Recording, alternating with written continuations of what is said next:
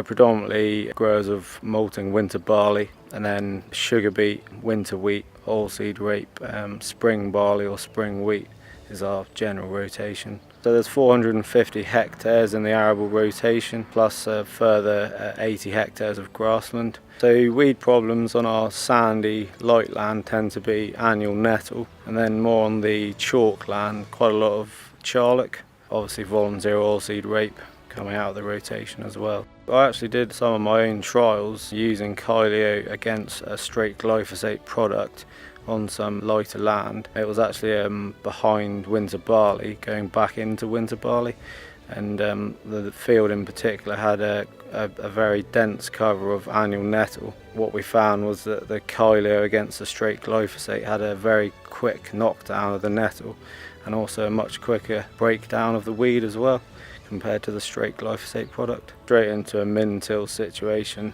much less residue of the weeds left over, and basically that led to probably slightly better seedbed conditions, I would have said, for the following crop. The Kyleo campaign is just to raise people's knowledge and awareness of Kyleo as a product and the benefits that it can offer in a number of different circumstances. It's a product that in the couple of years that we've been selling it has really surprised us in the positivity of the feedback that we've had when used in a number of different circumstances. In our previous ELS scheme, where we had to have overwintered stubbles, there was no way of controlling the weeds over the winter.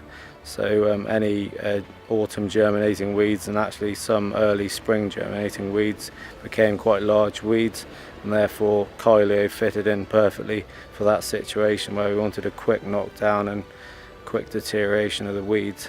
When we launched it, we envisaged it as being primarily an autumn use product, clearing up stubbles ahead of autumn drilling. But actually what we found is that it does have a key position there, but also it's being used a lot for grassland regeneration, where the 2,4-D brings extra activity against things like docks, thistles and ragwort. The fact that you've got a product there with the two actives in it already, so you don't have any mixing. Also the breakdown of the weeds in comparison to straight glyphosate, which would be the main advantage that I can see. In our game cover strips, where we've had quite large cranes bill and also docks, that's also come in, do its own for cleaning up prior to drilling maize. And also where we've had to destroy grassland. On the light land we tend to get quite a lot of ragwort, and destroying grassland with ragwort in it, Kyleo fitted in with a 2,4-D active very well. The way things are going, we're becoming more diverse with our cropping. It also looks like in the next couple of years, or certainly sooner, we might be going down the conservation tillage route into the direct drilling aspect, and therefore Kyleo probably would be a very suitable product on our light land to get that initial weed control before going straight in with the drill.